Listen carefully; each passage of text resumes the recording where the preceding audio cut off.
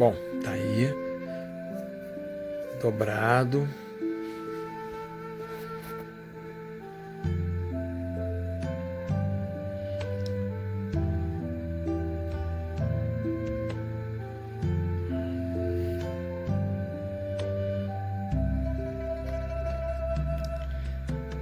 Então estamos envergando para agora, já vou começar a fazer o movimento justamente de aramar agora todo o tronco e todo o restante, tá? Estou resolvendo o problema do meu galinho ali. O meu galinho, ele tá me dando uma dorzinha de cabeça, mas é isso mesmo. Isso é o normal, né?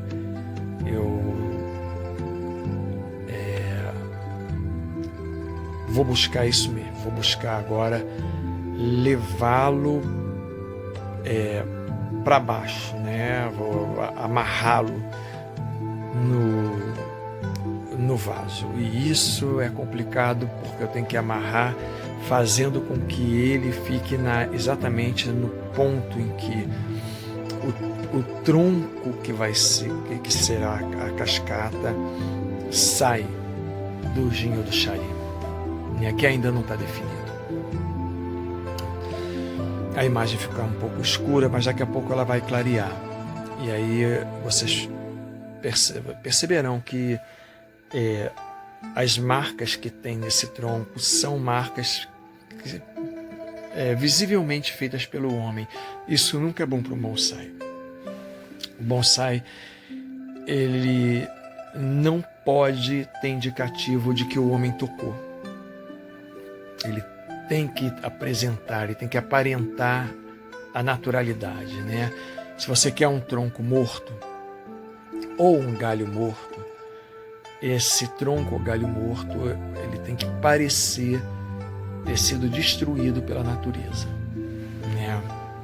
Que são coisas que acontecem mesmo, né? A natureza, através de raios, através de pedras, através de desmoronamentos, um milhão de formas, né? Enchentes, ela arranca pedaços de árvores, e daqueles pedaços vai nascer uma outra e brota uma outra árvore, e aí o que você tem? Você tem um novo tipo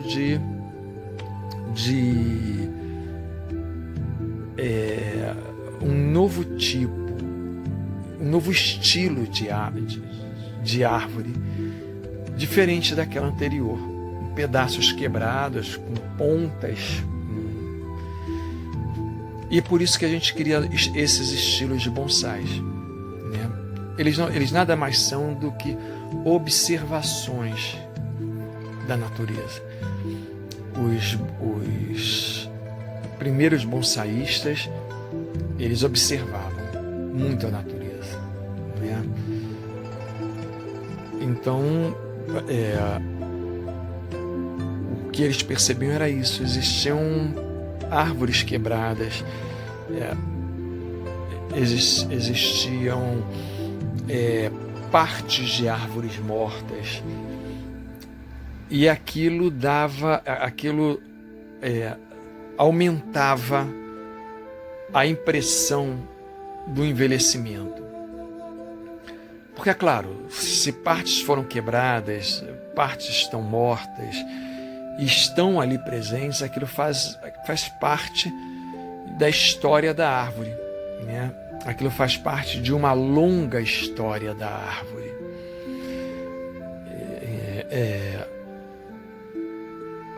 As marcas, as cicatrizes são indicativos de envelhecimento. Árvores novas têm pouquíssimas cicatrizes, têm pouquíssimas partes destruídas. Árvores velhas têm essas cicatrizes bem pronunciadas. Elas são árvores retorcidas, elas são árvores caídas, elas são árvores com partes quebradas, com partes mortas expostas. Então elas trazem a sua história de sofrimento exposto, né? daí essa valorização de partes arrancadas. Veja só. Nesse momento aí a gente já vê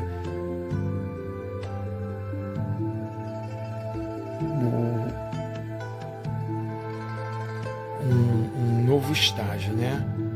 Eu peguei ali uma varinha para fazer justamente essa medição. Me interessa que nesse primeiro momento, porque eu estou forçando um galho a ficar na posição que eu quero. Então, nesse primeiro momento, esse galho, ele tem que, a ponta dele tem que coincidir exatamente com a parte em que ele sai do tronco, né? No caso desse tronco morto. Então, essa mediçãozinha parece um pouco exagerada, mas não. É claro que ela não tem que ser precisa, né?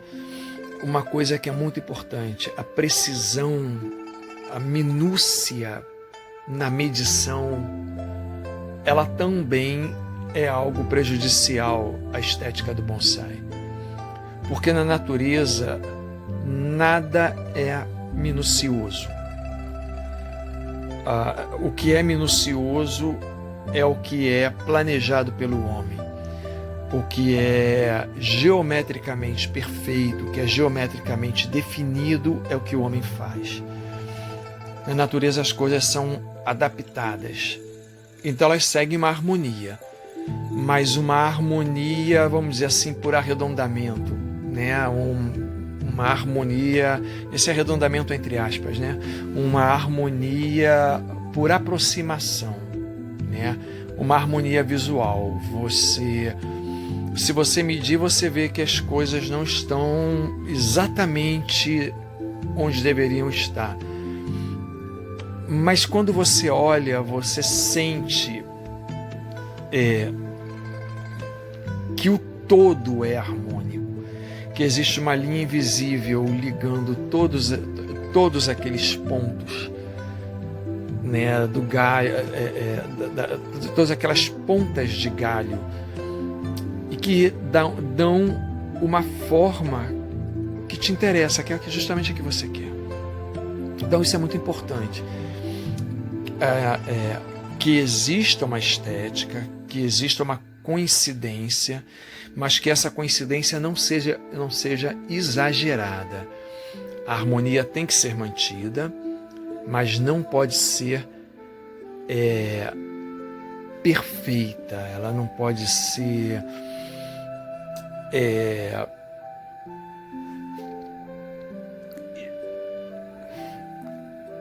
em minúcias. Agora vem a parte difícil. É justamente aí, olha. Envergar esse tronco. E aí eu tenho que fazer vagarosamente. Eu primeiro dou uma envergada geral. Percebe só que eu uso os dois polegares no meio para envergar, relaxo o meu braço, relaxo o meu ombro e deixo o peso do braço e do ombro envergando o resto. E ainda não envergou do jeito que eu quero. Mas o importante é que eu comecei a envergar. Então eu estou dando a primeira envergada. Eu darei várias envergadas, né? Então eu estou deixando relaxar, tem que estar relaxado. Senão eu vou quebrar isso aí, né? Então olha ali, dei a primeira envergada. Agora eu volto, fazendo o mesmo processo relaxado. Porque eu já dei a primeira envergada, eu já criei algumas fissuras. Porque quando você enverga o tronco, ou o galho, agora eu já vou chamar de tronco, porque eu já o vejo como um tronco principal, né? Ele vai apresentar fissuras. Então eu tenho que dar um tempo para ele se acostumar, né? E o meu relaxamento, ele vai sentir justamente isso, né? Ele vai sentir se a pressão que eu estou fazendo está sendo demasiada ou não, né? Se eu não tiver esse relaxamento, eu perco essa sensibilidade. um enrijecimento, ele tende a cortar qualquer sensibilidade. Toda a energia que está ali, que sai dos meus omoplatas, eu jogo dos meus omoplatas dos intercostais mesmo, né? Eu jogo para o meu ombro e dali eu relaxo. E relaxando o ombro, eu relaxo o braço, né? E a única coisa que eu vou manter firme é a mão e os dedões. Tá? Os dedões, eles fazem pressão para cima. Essa imagem fica melhor. Olha ali, os dedões fazem pressão para cima e a mão não faz pressão para baixo, a mão se deixa levar pelo braço. Uma coisa importante, os cotovelos sempre para baixo. Cotovelo para cima já não é sinal de relaxamento. O cotovelo está para cima porque a tua musculatura está levando ele para cima. Quando você está relaxado, os seus cotovelos estão para baixo. Eu agora já não estou criando apenas um rebaixamento, né? Já não estou levando o tronco para baixo. Eu estou levando este tronco a fazer curvas. Agora eu estou usando novas técnicas, né? Veja só, o cotovelo está apontado para a câmera, mas ele continua para baixo. Ele não subiu, ele continua para baixo. Se em algum momento ele subir, ele não vai fazer força, ele só vai servir como ponto de apoio, ele não mexe. Se em algum momento você usa a mão e trava o braço todo, é porque esse travamento é para que ele não se mexa, para que aquela parte não se mexa. Você vai simplesmente travar ali, né? E a força vai ser com outro braço relaxado. Sempre a pressão é com o braço que está relaxado. Tá? Se algum braço estiver tenso, esse braço está tenso, é para servir de ponto de apoio.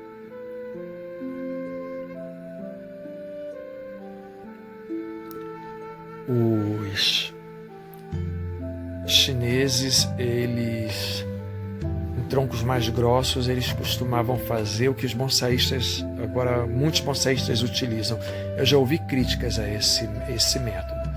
Eles costumam pegar em troncos mais grossos e fazer cortes em forma de cunha, né? Em forma de V. Então, esses cortes, eles criam uma abertura. E aí o que eles fazem? Eles envergam a planta, juntam uma parte cortada à outra, e ali, depois deles efetivarem vários cortezinhos, eles vão juntando essas várias partes cortadas, amarram de maneira que essas várias partes cortadas se toquem, né? E eles ali passam um filme de PVC ou impermeabilizante qualquer, né? Geralmente passam filme de PVC e amarram para que essas partes cortadas elas se toquem e criem uma cicatrização. Então também é uma forma de envergar, né? Você fazer cortes, mas aí você tem que criar um espaçamento justamente para você poder envergar, né? E com isso você cria esse envergamentozinho aí, né? Isso é uma técnica antiga chinesa. Muitos japoneses usam isso tendo importado, né, da China. Cortes geralmente são chineses, né? Esses cortes geralmente são chineses. Eu já vi bonsaístas fazerem isso e o resultado fica muito bom, apesar da cicatriz, mas a cicatriz ela acaba parecendo mesmo parte do bonsai, né? Ela não é uma cicatriz que tem uma semelhança com algo artificial. Agora, as críticas que eu ouvi a esse estilo é que podem entrar bactérias ali e que isso pode danificar a planta, e que na maioria das vezes mata a planta. Bom, eu nunca utilizei esse método, então eu não sei dizer ao certo, né? Eu geralmente uso esse envergamento através da aramação mesmo, né? É o que eu tenho mais experiência. Eu não estou ainda ao nível desses grandes mestres que têm essa habilidade, né? Que eu acho que para fazer esse tipo de envergamento tem que ter uma experiência muito grande, né? Agora, novamente, vou precisar dar mais uma envergadinha, levar um pouquinho mais para baixo, porque me interessa, olha lá. Estou envergando e estou ao mesmo tempo dando forma. Agora a forma vai ser muito necessária. Eu acho que nesse ponto já dá para ver, né, no tronco morto, que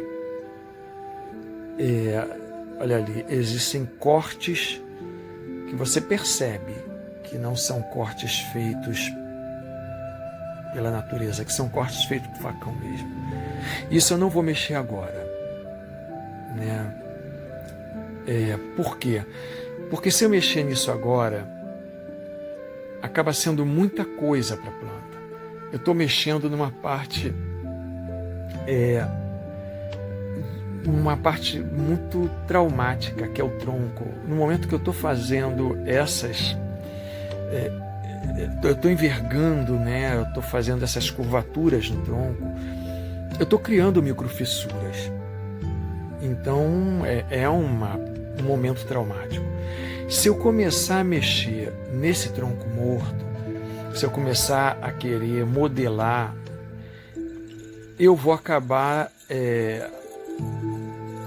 mexendo no ponto em que ele toca a terra. E se eu mexer no ponto em que esse tronco morto, esse gin, ele toca a terra, esse chari, ele toca a terra, eu acabo também mexendo nas raízes, porque ele vai bambear nessa terra, né? E aí é que vem um grande problema, porque eu vou acabar danificando também raízes. Então eu prefiro deixar isso para um outro momento, um momento em que ele já esteja melhor definido, em que o galho já tenha, o tronco, no caso principal, já tenha sarado, em que o tronco principal tenha apresentado os seus brotos, tenha dado demonstrações de que ele reagiu a todo esse processo que eu estou fazendo aí, né? E o bom da amoreira é que ela reage muito rápida. A amoreira é uma planta muito resistente. Aliás, é uma das plantas indicadas para bonsai, né? A amoreira, ela é uma planta nativa, ela é uma planta que você pode transformá-la em bonsai através de estaca. Quer dizer, você pode pegar um galho, né, com um bom formato e plantar, que ele vai enraizar. Então você já pega um galho com formato de velho e dali você cria uma plantinha que logo você dá esse formato. Isso aqui, poxa, ele já está nascendo com formato de velho e ele tem 1 ano e pouco. Uma planta por semente, você não conseguiria isso tão cedo, mesmo uma planta por brotamento, você levaria aí uns 5, 6 anos e não conseguiria esse tipo de... esse tipo de imagem. Então, a amoreira, ela nos dá essa grande possibilidade. Além do mais, assim que ela for para o sol, apesar das folhas serem grandes, mas quando ela for para o sol e começar a pegar sol intenso, as folhas vão diminuir. Vamos começar nessa curva que eu fiz aí. Essa curva aí vai ser aquele ponto que eu chamei a atenção ainda agora. É o ponto em que a seiva vai ter uma diminuição de fluxo e vai começar a aparecer aí começará a aparecer um monte de brotinhos. E esses brotinhos vão cair também para um efeito cascata. Isso aí vai valorizar muito o bonsai. Bom, com isso eu terei ali a possibilidade de criar um monte de pequenos galhozinhos e desses galhozinhos deixar somente as menores folhas. Então eu terei galhos com as menores folhas, eu vou criar proporcionalidade e os frutos que nascerão dali serão muito proporcionais ao bonsai que eu estou criando. A amora é um fruto pequeno. Então ela te dá a proporcionalidade, ela te dá a adaptação ao nosso clima, o clima tropical úmido, uma floresta tropical. Ela é resistente a esse tipo de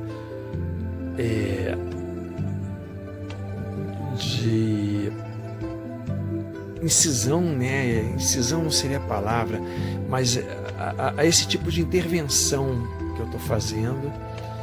Só eu ali escolhi um dos que já estava no meu planejamento, Ele está aqui à mostra, mas a câmera não permite ver. Também não daria muito, porque eu fiz a caneta e a caneta ela não sobressai, Teria que ser um pilô, alguma coisa assim. Eu planejei colocar, olha ali, um dos galhos, envergá-lo um pouquinho mais para cima, justamente para que ele crie como se fossem duas cascatas, Uma cascata que se transformou em galho e a outra que se transformou em tronco principal. Isso também dá um efeito bonito. E quando a parte mais curva, a parte que eu encurvei mesmo, ela começar a criar os seus primeiros brotos, vai ficar com uma espécie de chuva de galhos. Isso aí vai ser, na amoreira isso é certo. Talvez em outras plantas isso não ficaria com uma loteria, como um jogo de dados. Poderia ou não acontecer, mas na amoreira é certo. A parte do encurvamento ele vai gerar uma série de brotos, A amoreira, a pitangueira, você encurvou, é certo que na parte da curva você tem um grande acúmulo de seiva e de nutrientes, e justamente dessa parte da curva nasce um monte de brotos. Aí é claro que eu vou ter que deixar ela em descanso, Eu vou deixar esperando ali para que esses brotos eles se firmem, porque a princípio eles estão muito presos, muito pertinho do tronco, e corre um sério risco de, se eu mexer, eles quebram. Então tem que deixar eles se fixarem e de broto se transformarem em galho, porque eles aparecem com essa diferença. O broto que eles se apresentam a princípio é uma espécie de acaba sendo uma espécie de folha, é um enfolhamento só, Depois é que ele acaba virando um galho, Ele se afasta um pouquinho mais e se transforma em galho. Então tem que dar esse tempo dele deixar de ser um chumaço de folhas e começar a se apresentar como galho. Bom, estamos aí, olha. Um bonsai. Agora vou começar a fazer as aramações junto das medições. E agora sim, está na hora de eu trabalhar com medições. Puxar um pouquinho esse encurvamento. Ele foi muito para cima, não era muito o que eu queria. Então é interessante para mim descer um pouco esse encurvamento, porque o ápice desse tronco principal, ele já está onde eu quero, abaixo da raiz. Ele já está abaixo da raiz. Então já é um estilo cascata, não é um semi-cascata. Ele está abaixo da raiz, é um estilo cascata. Mas essa curva,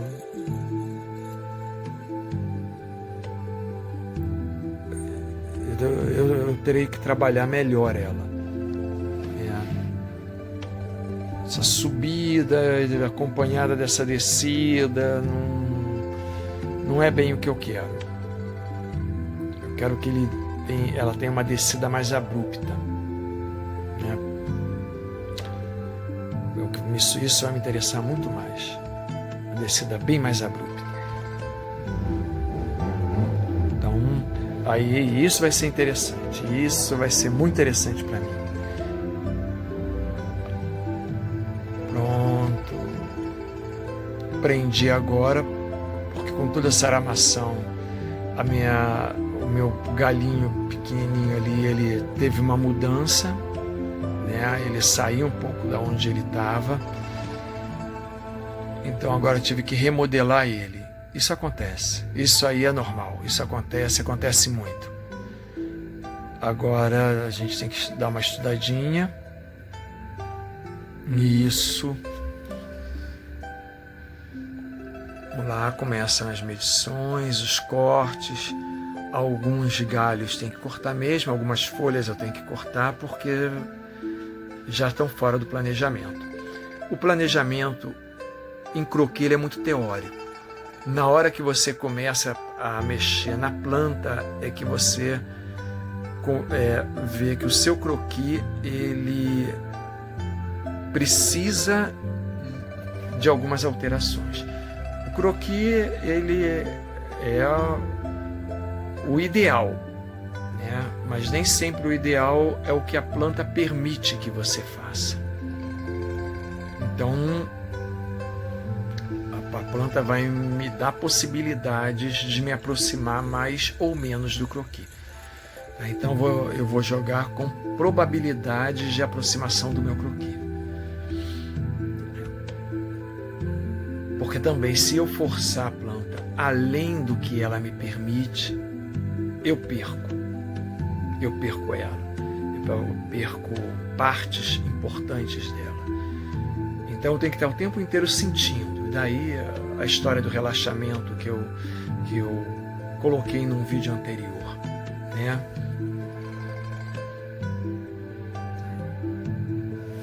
Primeiro encurvamento, isso dá essa ideia de uma cascata. Na verdade, esse primeiro encurvamento já criaria um semi-cascata, né?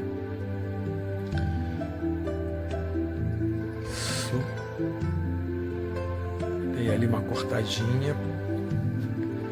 Cortei onde? Para mim ali tinha muita folha que não é interessante nesse momento. Então eu deixei um brotinho, uma pontinha daquele brotinho, né? E cortei todo o resto da folha. Aquele brotinho ele vai crescer, né? E vai se transformar no que eu quero. Então eu estou deixando esse brotinho ali para que rume uma quantidade maior de seiva para ali e uma quantidade maior ainda para ponta. É como se eu criasse ali um imã, né, de seivas. Então muita folha ali não seria interessante. Poderia danificar o que eu escolhi como tronco principal, que é justamente o que está abaixo. Ele poderia se transformar no tronco principal e matar o que está abaixo dele. Então, o que eu preciso fazer agora? Eu diminuo a quantidade de folhas ali e mantenho uma quantidade de folhas mais saudável na ponta, aonde vai haver, aonde eu teria ali a maior quantidade de fotossíntese. Então, o que essa árvore vai fornecer de verdade, né?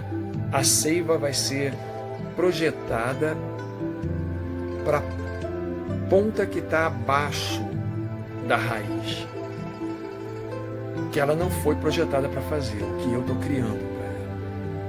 E aquele tronquinho que eu deixei ali, que eu cortei a maior parte das folhas, ele vai receber seiva e por isso ele vai começar aos poucos a criar um enfolhamento, né?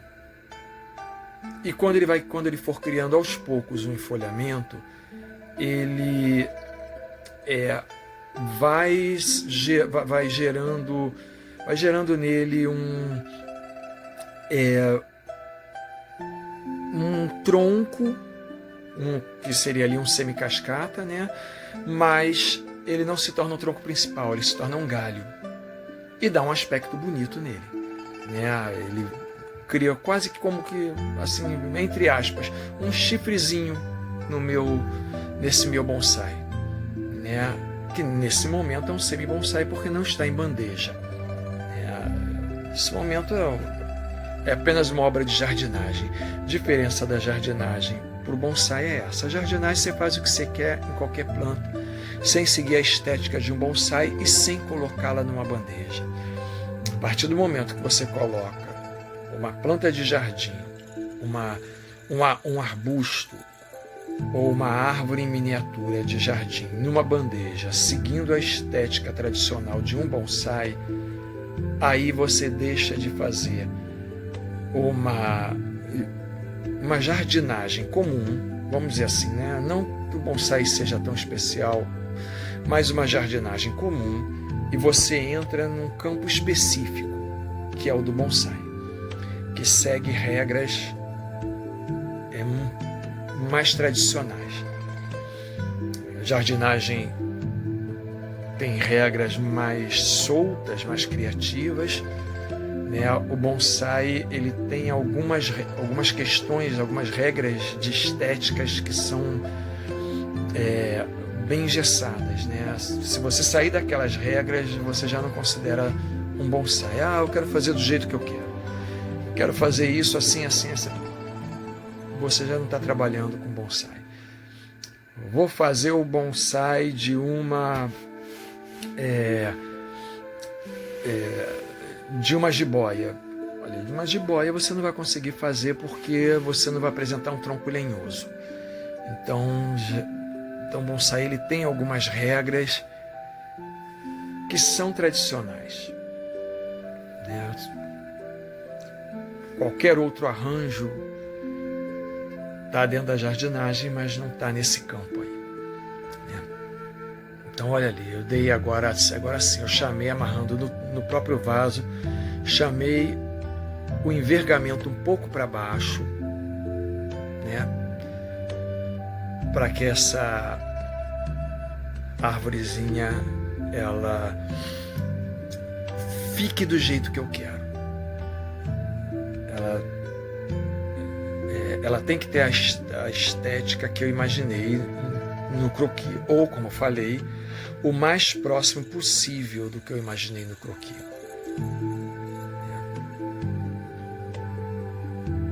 E para isso eu preciso, como eu não quis forçar muito no encurvamento, eu não quis forçar muito. Eu senti ali, e aí foi o relaxamento que vai me dar isso. Eu senti ali que se eu forçasse um pouquinho mais, eu correria o risco de quebrar.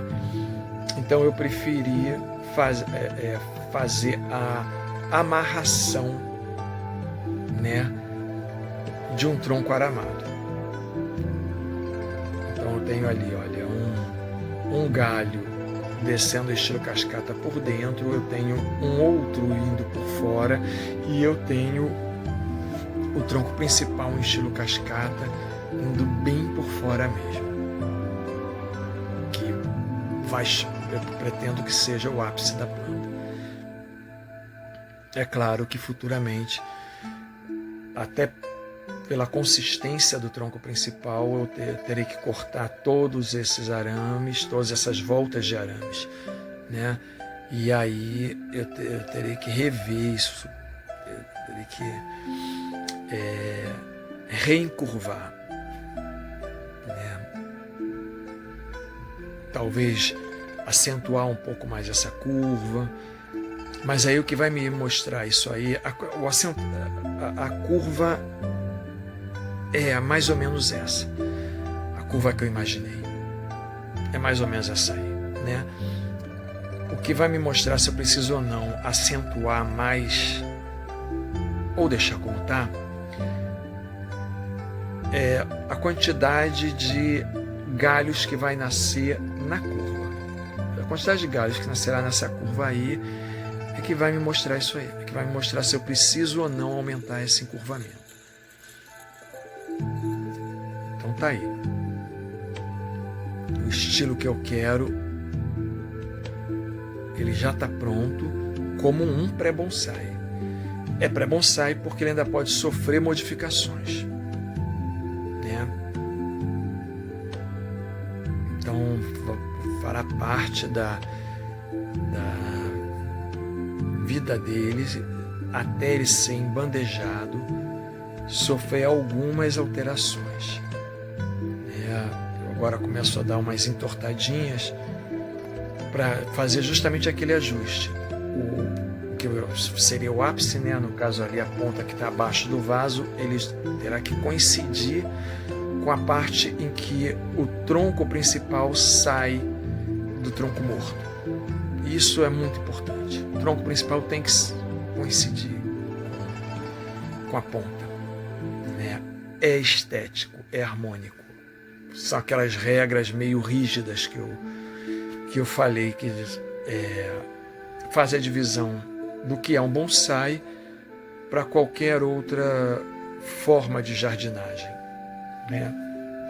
São essas regrinhas mais definidas. É um campo específico, né? Pronto.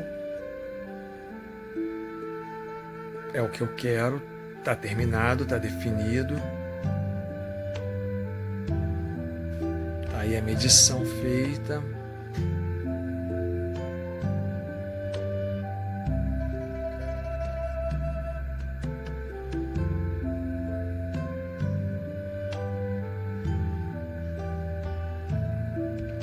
Olha aí, pronto.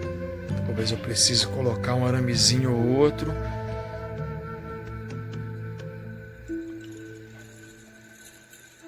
Para fazer os meus ajustes finais, né? Isso é importante. Muitas vezes, quando não tá, a gente dá uma puxadinha e arama no próprio vaso, como eu fiz aqui diversas vezes. E é justamente o que eu estou fazendo. A ponta do meu bonsai, ela não está coincidindo do jeito que eu quero. Talvez para que outro bonsaísta estivesse, mas para o meu planejamento ele não está, né? Por isso que é chamado de uma escultura viva, né? Porque isso vai muito do olho do escultor. No caso, eu estou pegando uma planta e estou fazendo uma escultura com ela.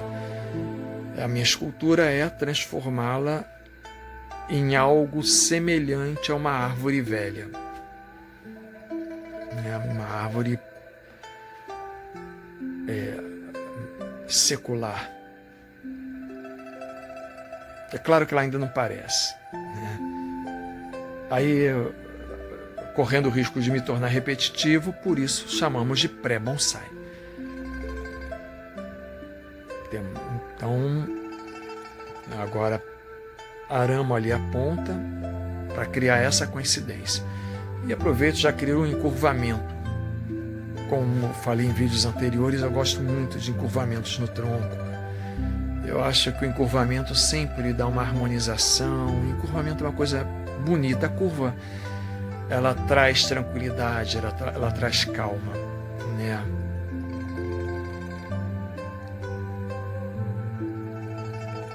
E mais uma vez sofrerá outras intervenções. Ele não termina aí. Isso aí é um primeiro estágio. Por isso ele ainda continua no vaso. Senão ele estaria na bandeja.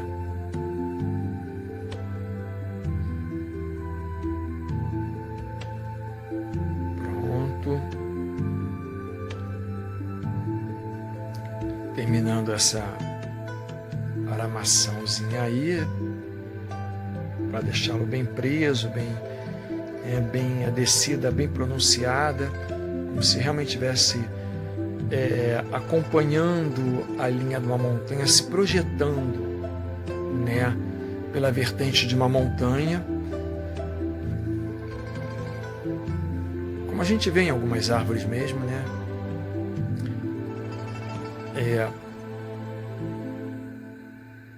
Está garantida aí a forma que foi imaginada nesse croquis. Uma pena que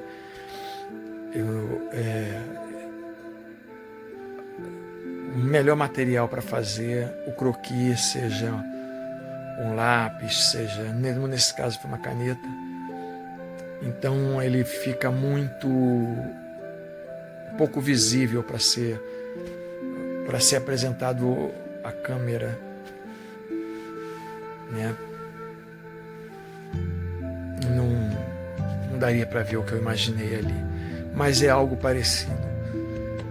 Assim, essa amoreira, ela foi muito grata. Ela se portou de uma forma bem próxima ao que eu queria. Eu tive que fazer pouquíssimas alterações do meu planejamento em relação à prática. A diferença entre a prática e a teoria é muito grande, né? A teoria é algo que está na nossa cabeça. A prática, ela vai nos apresentar problemas que a nossa cabeça nunca imaginou existir. E aí a gente tem que fazer ajustes. A mesma coisa acontece quando você começa a trabalhar a modelagem do bonsai. Você tem uma teoria que é o teu planejamento.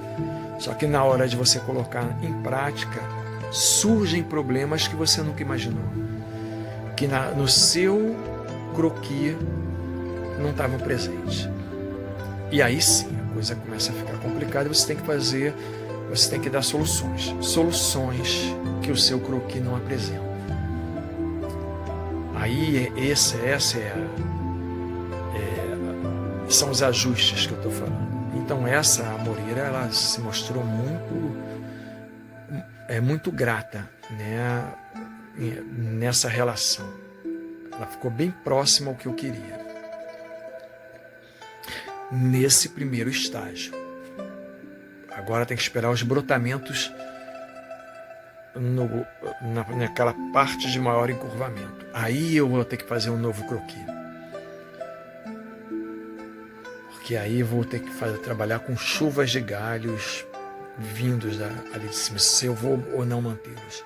Se eu manterei esses galhos ou não, ou se manterei apenas alguns, se eu vou trabalhar com eles como se fossem espinhas de peixe descendo junto. Os galhos principais, se eles vão descer como um moicano, ou se eles vão descer para o lado, o que vai acontecer com esses galhos, né? Mas aí é que entra a própria criatividade da planta, né? É o que a planta me permitir. Porque ela é um ser vivo. Pronto. O que eu queria, o que eu podia fazer dentro do meu planejamento de croquis está feito. É isso aqui. Não posso fazer nada além disso. Agora eu vou dar uma escavadinha aqui do lado, porque ela está há muito tempo e eu não quis mexer muito na raiz. Então, para que a água percule, para que a água entre com mais facilidade, eu dou uma escavadinha aqui, dou uma fofadinha na terra. Não vou muito fundo não, porque eu não quero mexer nessa raiz. Não agora. Trabalhar com a raiz vai ser algo futuro. Então agora não me interessa. Agora eu só vou afofar essa raiz aí, essa terra, só pelo lado, só isso. Trabalhar vai ser somente assim. Olha ali. A água vai cair, vai pegar essa terra fofa, vai ser melhor absorvida por alguns momentos, né? É claro que depois essa terra vai ter que ser de novo afofada e afofada e afofada para que não se perca terra nem água. E nesse momento é muito importante que eu afofe, porque ela vai precisar muito de água, já que eu fiz um envergamento no tronco que, como eu falei, criou fissuras. Pronto, terminei o que eu queria. E agora está na hora da a gente dar uma boa olhada, né, nessa plantinha aí para ver como ela ficou. Afinal de contas, essa mesa está atrapalhando um pouquinho para ver o que seria o ápice dela, né? No caso, a parte mais baixa dela, que é justamente a parte que ela deixa de ser,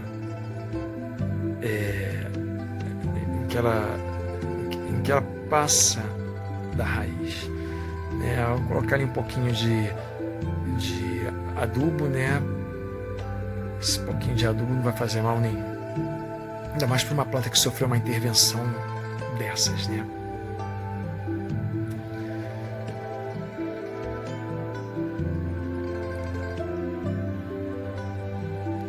Tirando o material.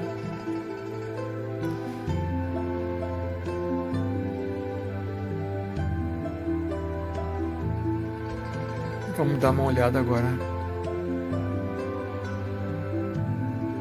no que nós temos aí. Últimos ajustezinhos.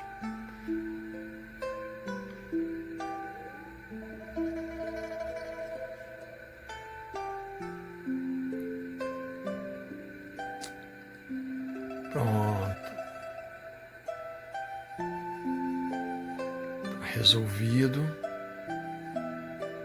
Eis aí o nosso pré-bonsai feito.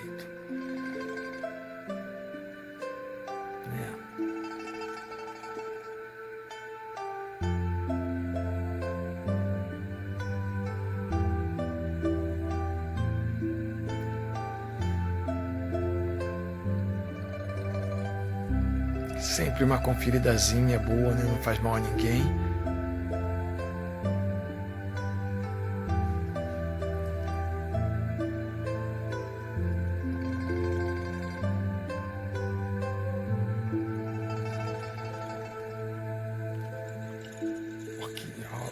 Isso, a hora que ele for. Pronto, tá ali. Esse é o pré-bonsai.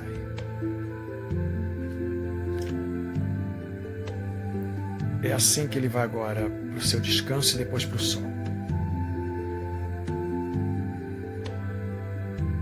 Passar 4 semanas no descanso, depois vai direto para o sol.